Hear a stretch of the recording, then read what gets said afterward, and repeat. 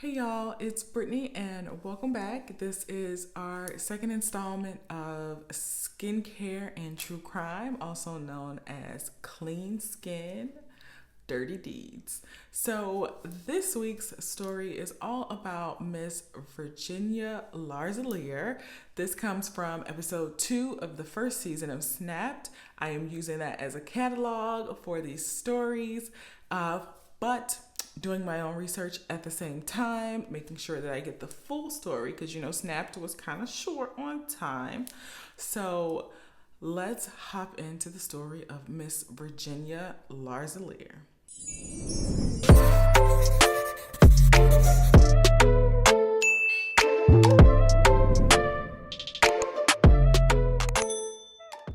Okay, you guys, so get your skincare ready. It's time to unwind. It's time to get ready to lay down and relax and, unpack the day, clean the skin, clean the day off of the skin, and get into a good story. Now, we are talking about Virginia Larzelere, who was convicted for murdering her husband, Dr. Norman Larzelere, who was a dentist.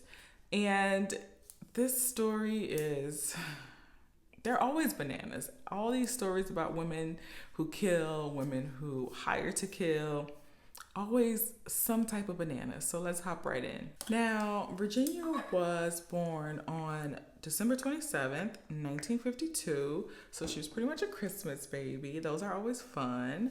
But she was one of 4 girls, I believe. And she took care of her sisters. She acted as a parent or a caregiver for her sisters. And she always said that her childhood was not easy. Her father was said to be a pedophile. This is according to Virginia. And also her own daughter said that she was abused by her grandfather as well. And she said that she took the brunt of his assaults and attacks for her siblings so that they didn't have to go through what she went through. So that always causes trauma. A child being sexually assaulted, a lot of trauma is there, and unless that trauma gets treated, she gets some type of support or help healing from that trauma, there's always going to be problems down the line in life, and we'll find that out. Now, while she was in high school, she married a man named Harry Mathis to pretty much escape her home life. That was her way of getting her freedom away from all the problems that she had at home. And she ended up having a son in 1972. His name was Jason. And then shortly after, she also had a daughter, and I believe her name was Jessica. Now, Virginia admitted that during her marriage to Harry, she was not very faithful and she didn't give him any reason to actually trust her. But nonetheless, he was also a very angry person. He had a very bad temper and he was also very jealous. So he was very controlling and she wasn't able to go anywhere, do anything. She had to tell him where she was at all times. He had to approve of her going somewhere. So it was just a bad relationship. So on April 21st of 1975, he had actually stopped to help what appeared to be a stranded motorist at the time, and an unidentified gunman actually approached him and shot him 4 times. Now, this man was never identified. The shooter was never identified. And Harry actually survived the shooting. And he always said that he knew his wife, Virginia, had something to do with it, but no charges were ever filed against her or anyone else. But obviously, after that, they divorced. Now, she also said that she married a state trooper and she met him. He gave her a ticket for something, and a couple of days later, he called her and actually asked her out. They were pretty much married within 2 weeks of dating. And she actually admitted that she had married him literally to get the ticket off of her record. And she divorced him afterwards. So she was literally using this man. She went all the way up to marriage to get a ticket off her record, then to divorce him. Says you could have just went out on a few dates and he would have removed it for you. Now, after this is when she met Dr. Norman Larzelere. The way that she met him was she had actually broken a tooth while she was working her job in construction, I believe, at the time. And she had broken a tooth, and he had just opened up his dental practice, and he actually saw her to fix her broken tooth. They met, they struck up a conversation in the dental office, and it kind of just grew from there. Now, when she met him and when they started dating, he was already married, but that didn't deter Virginia. She continued to date him, and eventually they got married after he had divorced his then current wife. They got married in June of 1985. Norman also adopted Virginia's two children, and that's Jason and Jessica. He adopted both of them as his own as well. And then on top of that, they also had two more sons by the name of Benjamin and David. Now, Jason, who was a son from the first marriage that Virginia had, it was said that he had a really, really bad temper. His sister even said that she was pretty much abused by her brother whenever he was angry. She had gotten a broken nose from him before, from him punching her in the face. He'd also thrown his sister down the stairs and broke some of her ribs. And he basically did this because she, the sister, had told their dad, Norman, that Virginia was cheating on him again. And Jason felt like he needed to stick up for his mom, and he was angry that his sister told on his mom, who was, hoeing about town, and he pushed her down the stairs and broke her ribs. And this was like a recurring pattern for both Jason and his anger and Virginia and her cheating. She would cheat with patients. She would cheat with anybody she could cheat with.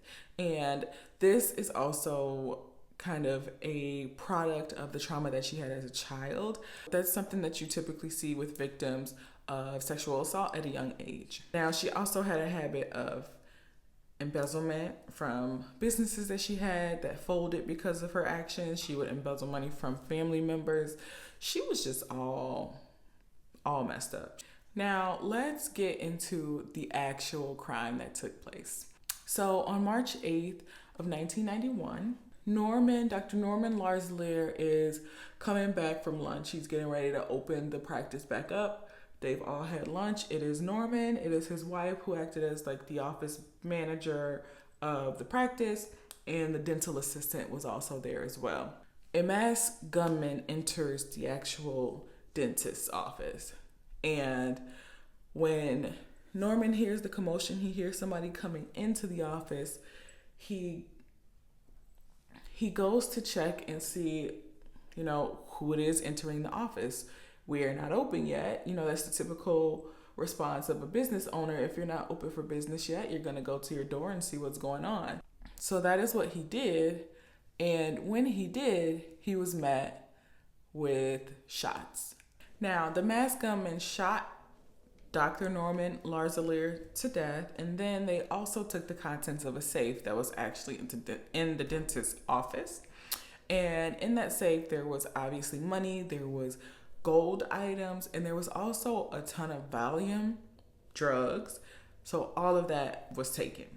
Now, after all of this happened, everything took place, the police questioned Virginia, who was not shot, and then the dental assistant that was there as well, who was also not harmed.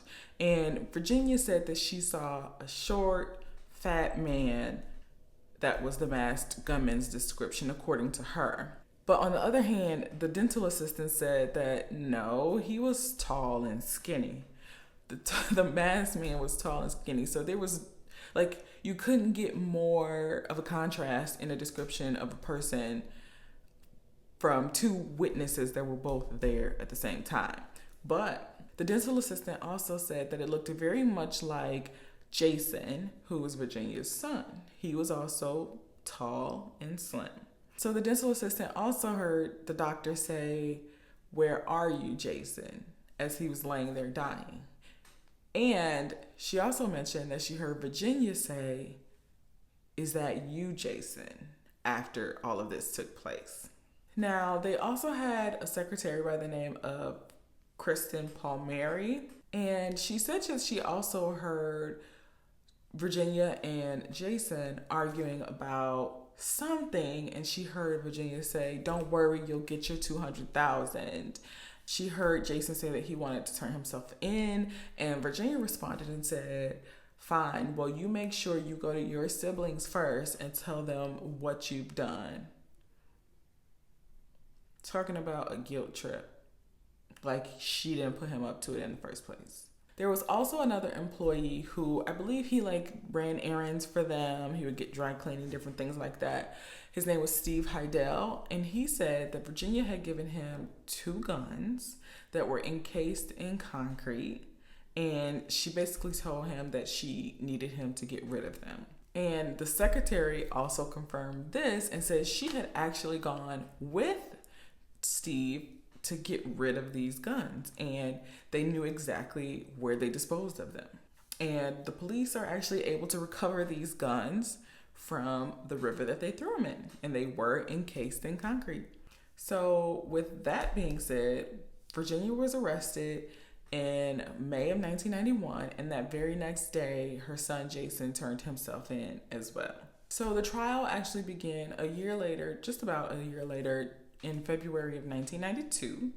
And the motive, basically, according to the prosecution, was that Virginia was killing her husband for insurance money. And she had pretty much brought her son Jason in to do the job because she knew that he would, because he was a sympathizer for his mother. He basically felt like she could do no wrong, and he would try to protect her. As we saw in childhood with his sister, he would try to protect her in any way that he could. So of course he would do this for her as well.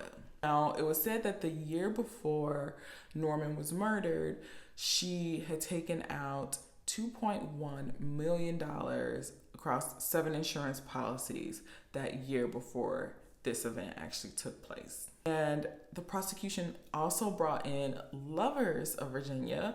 She had many, but they brought in, I think it was 2 in particular, that actually testified to the fact that she had even asked them to get rid of her husband, to kill her husband. She would pay them to kill her husband as well. But the prosecution also brought in 2 star witnesses, and that was the secretary, Kristen, and the other employee, Steve Heidel. And they, of course, testify that, yes, they heard them saying it was Jason, talking to Jason. They heard these conversations, and they were actually asked to get rid of the murder weapons as well. The background of both of these people was a bit shady and shaky. They were actually both living with the Larzeleres at the same time as working with the Larzeleres or working for the Larzeleres. So there's always that aspect to those types of witnesses in a trial. Can they be trusted because of their past? Are they just making it up? Did they have involvement in it? Those type of questions always come up when you bring in those types of witnesses. But obviously, the jury felt like these witnesses were credible enough because they found Virginia Larzelere guilty of murdering her husband, and she was sentenced to death by the electric chair. Now, Jason actually went on trial after his mother did, but in his trial, the jurors felt like there was not enough evidence to actually convict him of the murder of his father or his adoptive father. Now, in 1998, Virginia actually hired a private investigator, and the private investigator actually found a man named Christopher Harvey who said that his brother actually sold the pistol that was actually used to commit the murder to a man who targeted Norman Larzelere because he was rich, because he had money, and he had this safe full of goodies. And he also said that Virginia and Jason actually had nothing to do with it. Now, what he did say is that the person who bought that pistol was Steve Heidel. Now, Steve actually committed suicide in December of 1999. Now, I tried to do some research to find if there was any advancements in the case with this new information that the private investigator claimed to have found, and it doesn't seem like anything actually came of that testimony from Christopher Harvey, at least that I could find. But eventually, Virginia actually filed an appeal for her death sentence, and her death sentence was actually converted to a life sentence after being overturned in 2008, and she would have been eligible for parole starting in 2016. Now, they actually overturned her death sentence because apparently her defense attorneys in her original trial actually never called one single witness on this woman's behalf. Talk about ineffective counsel. Guilty or not, at least have competent counsel. But I will say, a lot of times when that happens, that's because your counsel thinks that you're guilty. And the lifestyle that she lived, the things that she did, all the cheating, all the affairs, all the embezzlement, all of that stuff probably, unfortunately, biased her own attorneys. Now, also while she was in prison in 2015, she married a man named Jim McNulty, and she met him through kind of correspondence, writing letters, prison pen pals. Eventually, they started having visits, and they got married. Now, also, I did find that in 2020, Virginia actually contracted coronavirus. So she was one of those statistics in our prison system, because we all know that the spread of coronavirus was one of the worst within the prison systems. But she actually contracted the virus, and she is still in prison to this day. She was up for parole, I believe, starting in 2016. She has not yet been granted parole, so she'll sit in prison. That is the story of Virginia Larzelere and her supposed murder for hire plot of her husband, Norman Larzelere, Dr. Norman Larzelere. And I really have mixed emotions about this story because, of course, there's people who feel like she's innocent. There's people who feel like that she's guilty. There's evidence that the private investigator claims to have of these witnesses who are saying that they had nothing to do with it. They know who did. And on the other hand, you have these people who say that they were there and they heard these things. But a lot of what I found is that a lot of people believe that it was actually Kristen and Steve who actually committed the actual murder because he had money and he had money in the office. That's the prominent theory that I found online. And then, of course, you have the people who feel like, yes, she was absolutely guilty. No one else was shot. No one else was injured. If this was a robbery, why did they only shoot and kill one person and take what they wanted and left the other people alive and fine? It just doesn't make sense. It doesn't really add up. So I don't know what to think. I am not here to pass judgment on the outcome of the cases, of the stories in this case. I am just here to tell y'all the story as it played out, y'all. So I am ready for bed. My skin has been, hydrated and moisturized, cleaned, taken care of. It's been a long day. We had a birthday party. We've been outside. So, your skin gets gunky. All that air pollution gets into your pores. So it's really important for me to make sure that I clean that out with a double cleanse. And today's mask was one of my favorites, which is my Tatcha Violet C Radiance Mask. And I really just felt like my skin needed some extra moisture, some extra oomph. Y'all, it was thirsty. It was sucking up the serums faster than I could apply the next one. So when that happens, I use my Evian facial spray, and that really helps to keep my skin moisturized between steps, and that helps to keep the pores taking in what I'm putting on my skin. So I really hope that you guys enjoyed today's installment of Clean Skin, Dirty Deeds. I am hoping to do this every single Sunday, have it posted for you guys. So please bear with me. My work schedule's been crazy, but I'm trying to keep up with the demand, y'all. So I hope y'all are relaxed, ready for bed. Skincare is taken care of. And until next time, y'all, it's been fun. It's been real. Good night.